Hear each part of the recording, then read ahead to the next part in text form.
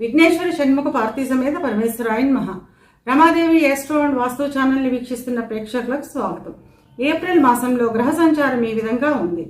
రవి మీనంలో సంచారం చేస్తూ 14వ తేదీన మేషంలోకి ప్రవేశిస్తాడు. మిథునంలో సంచరిస్తున్న కుజుడు 3వ తేదీన కర్కాటకంలోకి ప్రవేశిస్తాడు. బుధుడు మీనంలో సంచారం చేస్తున్నాడు. గురువు వృషభంలో సంచారం చేస్తున్నాడు.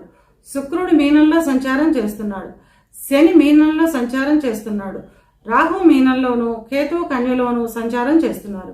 ఈ గ్రహస్థితిని ఆధారంగా చేసుకొని మీనరాశి వారికి ఏప్రిల్ మాస ఫలితాలు ఎలా ఉన్నాయో, చిన్న చిన్న పరిహారాలు ఏం చేసుకోవాలో చూద్దాం.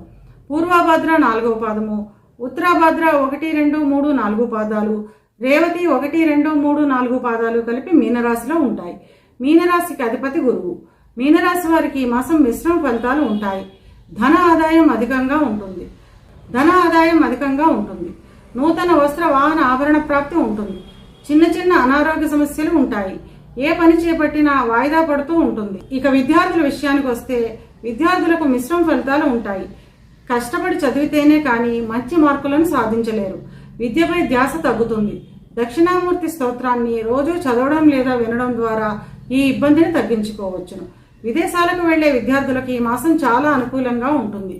ఉద్యోగ ప్రయత్నం చేసేవారికి దూర ప్రాంతాల్లో ఉద్యోగం లభించడం లేదా విదేశాల్లో ఉద్యోగం లభించడం వంటి ఫలితాలు ఉంటాయి.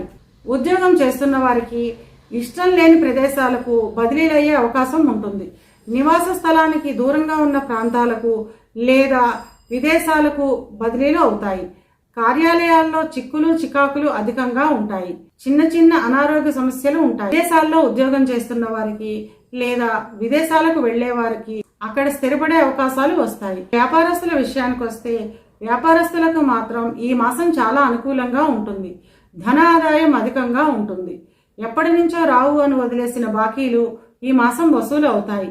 వివాహ ప్రయత్నం చేసేవారికి ఈ మాసం వివాహం కుదిరే అవకాశం ఉంటుంది.